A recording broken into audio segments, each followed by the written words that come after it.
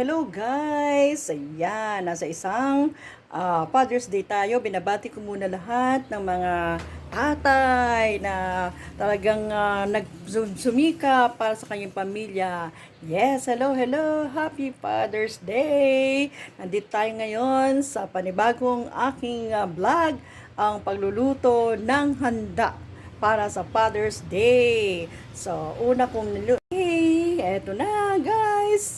Tapos na ang aking niluto na pansit canton. Ayan, na may halo, of course, na patola, carrots, okay, at cabbage. Ayan, luto na ang aking first recipe para sa Father's Day here in Pangasinan. Ayan. So, shout out sa mga kasama ko nandito nakakain ng aking niluto.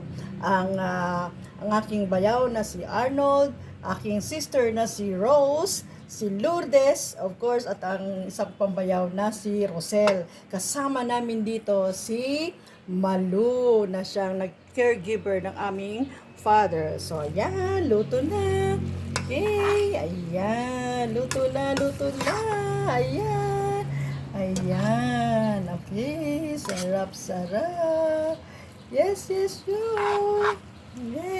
So, punta naman tayo ngayon sa niluluto kong inihaw na manok na ang pinmarinate ko na kagabi pa doon sa pagkakalam kong marinade based sa kay Rhea na aking manugang. Yes, okay. Tara doon sa isang recipe for today's Father's Day, a special day for our father. Hello!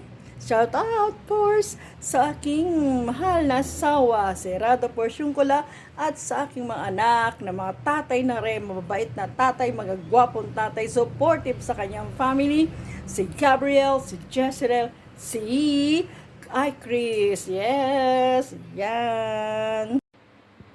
Yes, ito na.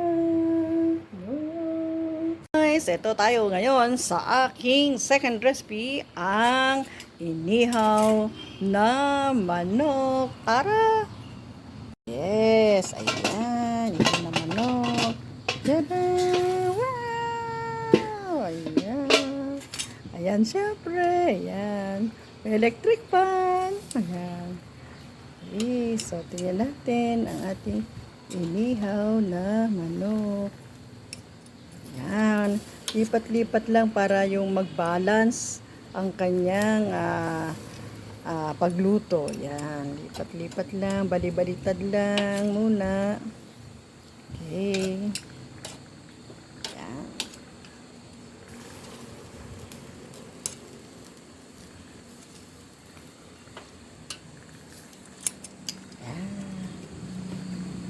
Sakto natin ulit at mamaya natin siya babalikan ng ating inihaw na manok. Yan, di ba patapos?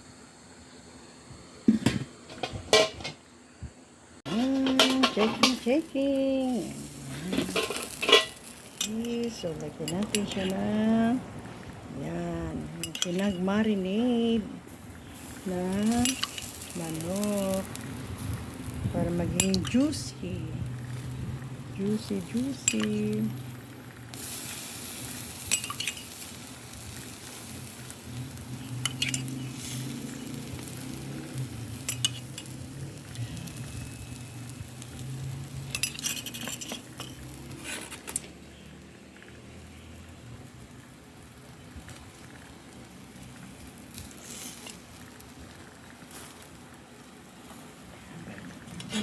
Baliktad ulit para